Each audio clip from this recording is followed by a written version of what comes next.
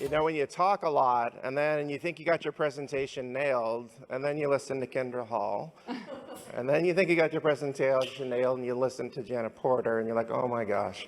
And then you're talking in front of your peers. But today is a pleasure to be here. I really appreciate the opportunity. I've been looking for this kind of forum, and it's a pleasure and an honor to speak in front of my peers. So today, we're going to try to cook for you. And my job is to set the table for my colleagues, and they'll help do the other cooking. And we may not be cooking a meal, but we'll see what we can do. The idea is to talk a little bit about sustainability. And that's a big, huge term. And there's some of us who say, well, that's a West Coast thing. And I thought like that. I'm a Midwesterner, been out in California for 13 years. Sometimes you kind of do as they do. And there's some interesting ideas when you live out in California after growing up in the Midwest. But it's been interesting, and I've sort of transformed. And so when I was asked about 10 years ago to become the sustainability officer, I was like, why me? I've got a big job. Why would I want to do that type of thing? And oh, by the way, I've only been here a couple of years. There's other people more qualified. It's like, well, Dan, you see the big picture. You're passionate. And you got kids. What does that have to do with anything? Is that kind of personal information? It's like, you'll see. I'll come back to that in a bit. I won't bore you with lots of statistics about global warming and things like that. I think it's pretty obvious. This is a very interesting visualization that I found about. So if you can look at the data on there and see from 1895 to 2018, this is the average planet temperature. And you can see where all that red is. You don't need to know much about anything else, but to see where that red is and see where that dark red is. This planet is unequivocally warming. There's tons and tons of studies out there. My colleagues might share some of the details. Hey, happy to share some of those too. That's not what you're here for. Let's take it home a little bit more. We're here in Arizona, normally a really hot place anyway. They got some really red on there. There's no question that we have to be doing some things different. And then the role of healthcare and food service in that cross-section, it's very interesting. If you look at where global gas emissions come from and where they're going, a lot of it is about energy. And talk about an energy-intensive sector, healthcare is amongst the top.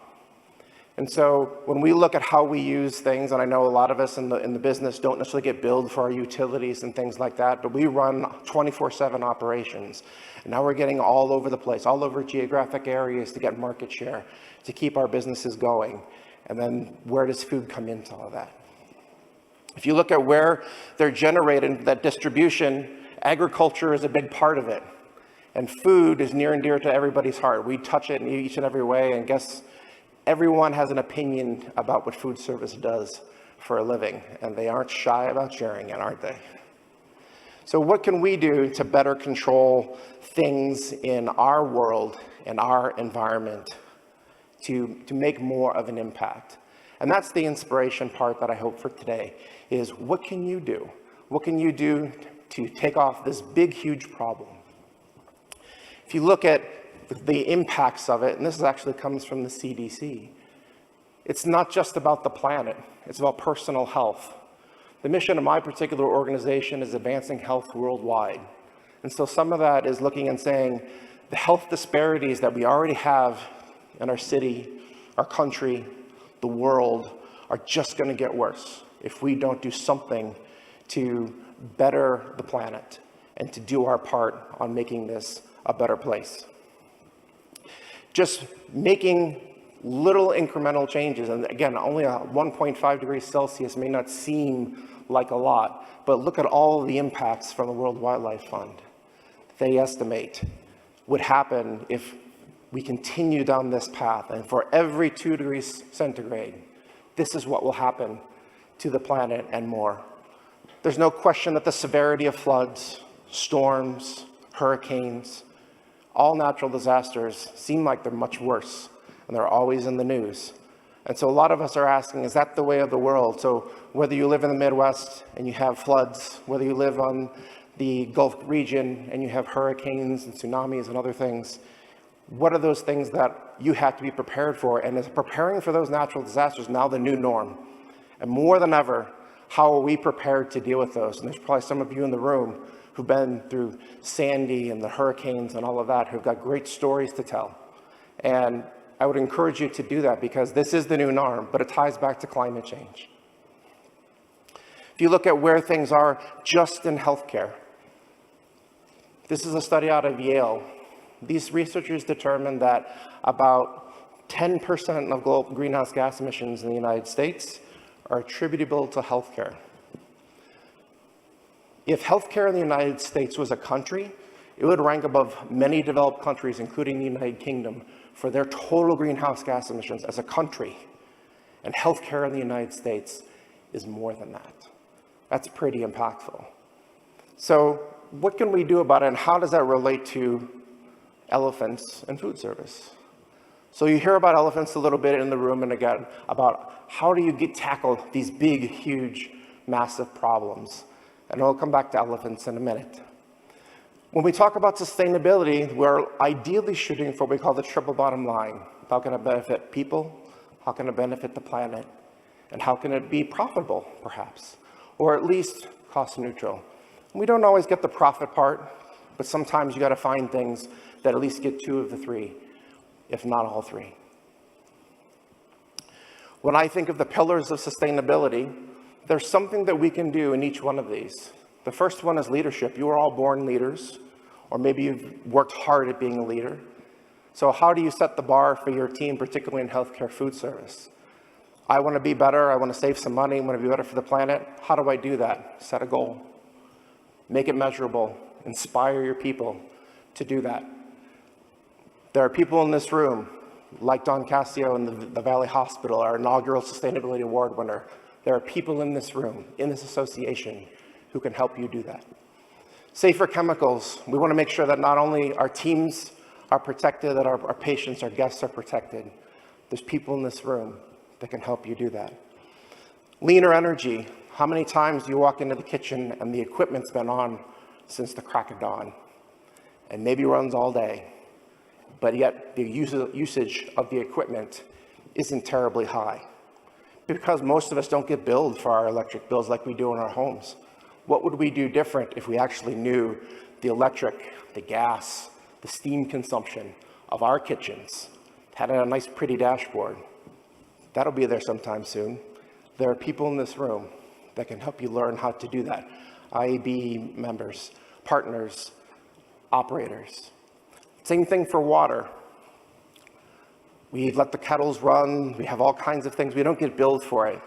And when you're in a state like California and you have a drought, you're a little bit more mindful of it. You make different decisions because you look at how much water is used to that. Should I buy this product based on the amount of water that it took to serve to my customers? I'm going to leave healthier food for my colleagues, but I do want to talk a little bit about waste in a minute. So after we take off each one of these pieces, maybe we can take little bites out of the elephant. And it doesn't have to be grand things. Maybe it can be little things. How many of you have consumed coffee or tea today, this morning, all time? Come on, hands, please. There we go. What went into producing the cup, the lid, the sleeve? How many of these have we consumed during the course of this conference? I don't want to guilt people. I had mine yesterday, I'll fully admit. But why do we use these? And we can go all down the list of reasons: infection control and ease and convenience. I don't want to carry a reusable cup. And kudos to the people in the room who are using reusable cups, reusable water bottles, all those kinds of things. But do you know how much your team uses? I had to go find out. My answer is 200,000. 200,000 12-ounce cups, lids, and sleeves. And I look at coffee and say, oh, that's liquid gold. Because that cost me what? That container cost me about 10, 15 cents. The coffee itself, 30 to 50 cents, depending on the brand. And I sell it for $1.50 or more. It's great for profitability, but what does that do to the environment? Estimates are all over the place. 58 billion of those types of cups. 16 million, can't get a solid number. The question is, what can we just do to reduce some of them? And that's what I hope you look at today, is biting off the elephant is finding just how you can make a dent better. And part of it is asking the questions. I didn't know the answer to how many disposable cups of coffee I sell a year. I had to go look it up. That's just the 12-ounce cups. What if I went and did the other sizes too? And I looked at all the things. And oh, by the way, I give my team free drip coffee. Perhaps some of you do as well. What if they had to use a reusable cup instead of using that cup one time? And what does it take to, in fact, get there? So I'm going to end with a little quote that I like. There must be a realization of the fact that to destroy our natural resources, to skim and exhaust the land instead of using it so as to increase its usefulness, will result in undermining the days of our children, the very prosperity which we ought by right to have down to them amplified and developed. Theodore Roosevelt made this statement in 1907 before Congress. Would love nothing more to see our leaders and for us to advocate to our leaders to make some similar changes to that, because it is about the future. And for me, that's what I'm trying to leave, is my legacy. And who? To these guys. Aww. These are two of my kids. They're actually here with me today. That's why they've got the nice AHF conference pins on. This is two of my 3 children. I want to leave a better place for them. I want to do what I can now, but also be cognizant of, am I leaving the world a better place for them? And so I challenge you to see what you can do to make a world a better place for those who come after you. Thank you very much. Well, Dan is a tough